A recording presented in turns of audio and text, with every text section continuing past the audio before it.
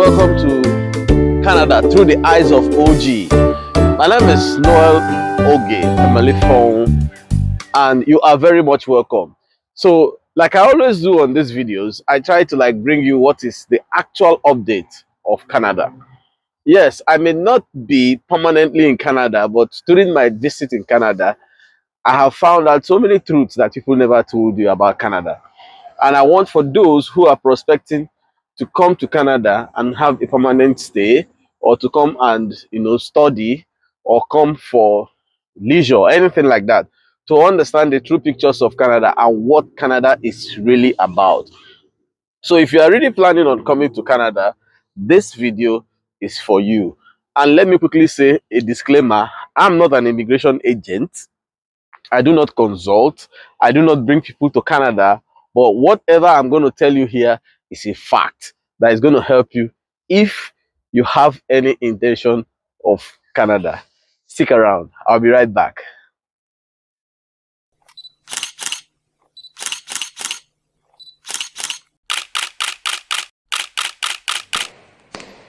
Welcome back. So the thing we are talking about today is how much do you stand to make as someone who lives in Canada. Now, what we're talking about here is if you are coming to Canada to work, to make a living, to make a survival, what is the least amount of money you will make if you're on this particular mission? Now, Canada is a very big, broad country, but I'm going to limit this to Ontario, where I happen to have been. So in Ontario, I'm going to be telling you the real fact about Ontario. Now, if after watching this video, if you have any doubt in whatever I have said now, you can consult or contact anybody living in Ontario. Mind you, don't contact people in Nigeria who are in Nigeria but knows about Canada. These stories that they will tell you. Now, I'm going to be telling you, for people living in Ontario, you can contact to confirm if what I have said in this video is true. And if it is true, encourage others to subscribe to this channel, and so that they could get more viable information that could help them. Now, I'm talking about what is the least amount of money you will make if you are in Ontario. Now, there are so many routes for you to come to Canada, but what I'm talking about is if you have come to Canada legitimately. So when you are in Canada legitimately, it means you can work. But if you come to Canada not in a legal way, for you to work may not fall into this category, because if you are in that category, it means that anything offered to you is what you are going to accept, because you are an illegal person in Canada. So whatever I'm saying on this video is about legality, no illegality. Now, if you have in mind of coming to Canada, if you are coming as a student, if you are coming on work permit, if you are coming on anything, this is the least amount you will make in Ontario. Now, in Canada, every province have its own minimum wage. So in Ontario, as of today that I'm making this video, 2024, the minimum wage for people living in Ontario is 16.55 Canadian dollars per hour. So it simply means that if you are employed in Ontario to work legally, the least amount of money you are going to be paid is 16.55 Canadian dollars per hour. Canada is a country that is governed by law. So this law is statutory. So anybody that employs you, this is the least amount they can offer you. Now, by October 2024, October 1, there is going to be a salary review. The salary review means that they are going to increase this money from current 16.55 to 17.20 per hour. Sounds good, right? Now let's go further. So how much do you stand to make if you are working in Ontario? So this thing is like you entered Ontario, you don't have any work experience, you are employed, and you are starting from the bottom. So you are making 16.555, and then now in a week you're expected to work 40 hours. In some places, it may not be up to 40 hours. But what we're working on today is 40 hours. Why I say it may not be up to 40 hours is that because of the nature of the job, they may not require your services for 40 hours. So you can actually look for another job to augment it and get up to 40 hours. Now, in Ontario, they have a standard law that if you work up to 44 hours, anything above 44 hours is calculated as overtime. And your overtime means that you are going to receive 1.5% of the amount you are being paid. For instance, if you are receiving 16.55 Canadian dollar for an hour, when you get to 44 hours, on your 45th hour, you are going to be paid 16.55 plus half of 16.55. That's 1.5% for the next hours after 44 hours. However, some companies in same Ontario, because of the nature of their job and they want to impress their staff, to keep their loyal staff, what they do is when you work 40 hours, anything above 40 hours, they consider it as overtime and pay you 1.5%. This is standard practice. But remember, it's not compulsory because the law said 44 hours. So that one is a bonus. Now, let's calculate how much you stand to make. So you may have heard Canada takes their taxes very serious. All European countries take their taxes very serious. So in Canada, they have what you call progressive taxation, meaning that the more you earn, the more your taxes grow. For instance, somebody earning $1,000 in a week may be paying around 21% tax. And when you now earn below that, you instead of that 21, it comes down to like 20%. So something like that. And if you are earning above that, it may get to 22%. Remember, I am not an official of government, so I can't give you the exact breakdown of taxation, but I'm just giving you an idea so that in making preparations to come, you should know what you may stand to see in Canada. Now, how much do you think you are going to be making per week? So let us assume that you are on 16.55 and you are working for 40 hours. So every week you are expected to have, if you work for 40 hours, you are expected to have $662 every week. Now, when you put the taxation, it will come down to around $570 per week. So this is the money that we get to you. So now, if you make this money in a week, how much are you going to be making in a month? Remember, $570 plus or minus is already after the tax. Before the tax, it stands at around $662. We are doing this so that you can calculate yourself.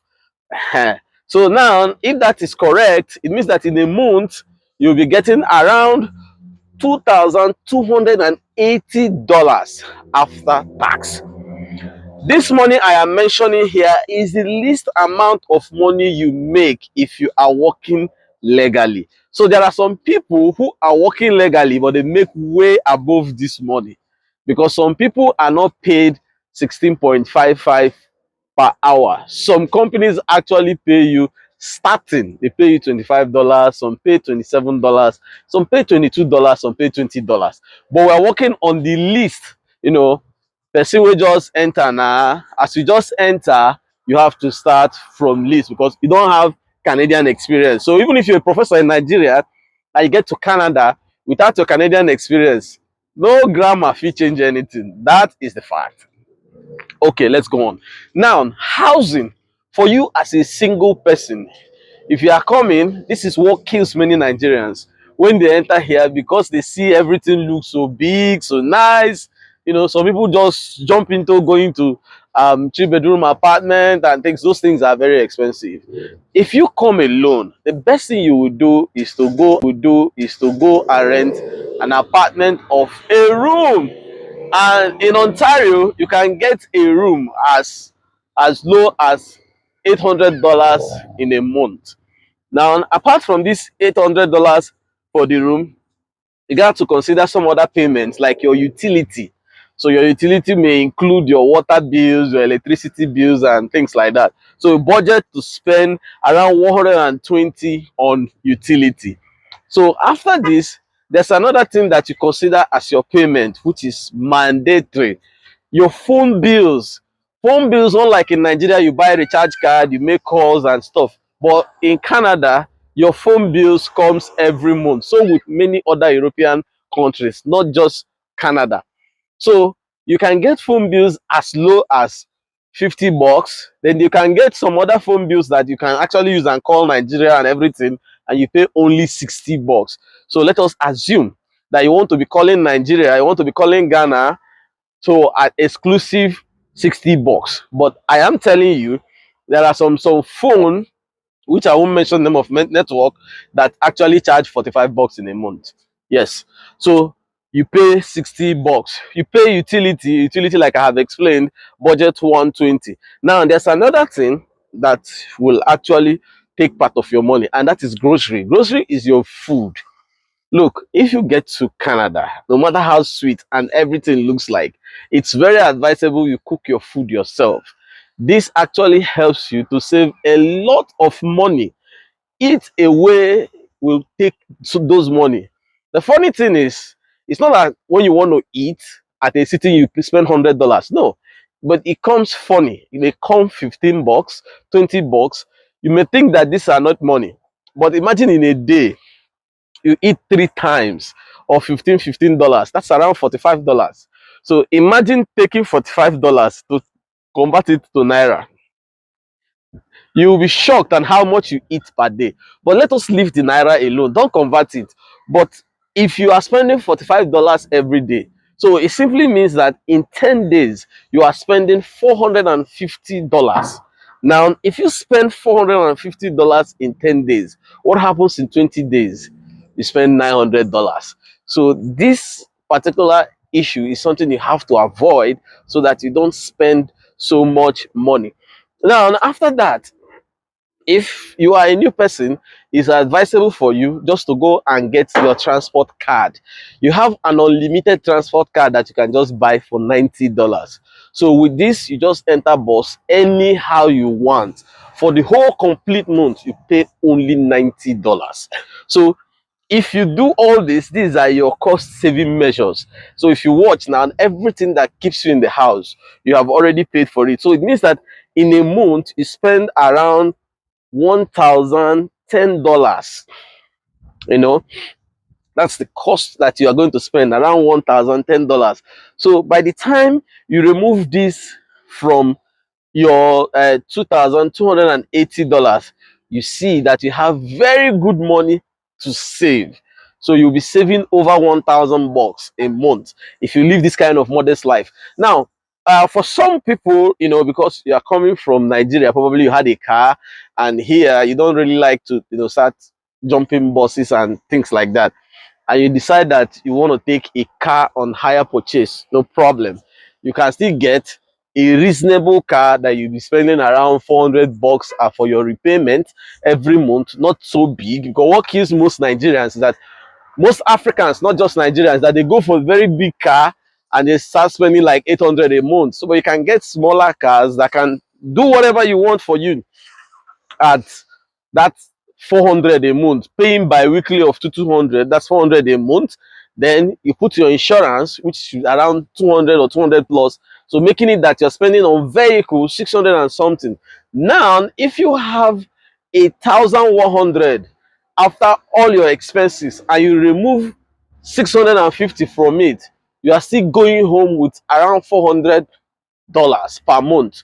Now in this budget, I also included, because man has to enjoy, I also included an entertainment money of around $50-$100. That's in this entertainment you have, maybe you want to give some people anything, $50-$100. So in all this, at the end of each month, they're supposed to have a savings of around $400. That is if you decided to go for a car that you'll be paying around $400 in a month with an insurance package of around $220-$250.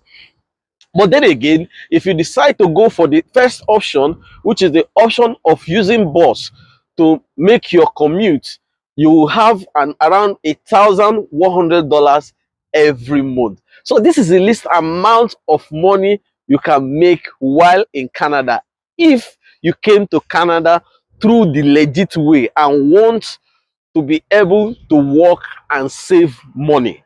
Now, if you have any questions in this particular thing I said, kindly use the comment section, and don't forget to subscribe to this channel and tell other people about this channel. And if there's any information you want to know about Canada, also drop that in the comment section.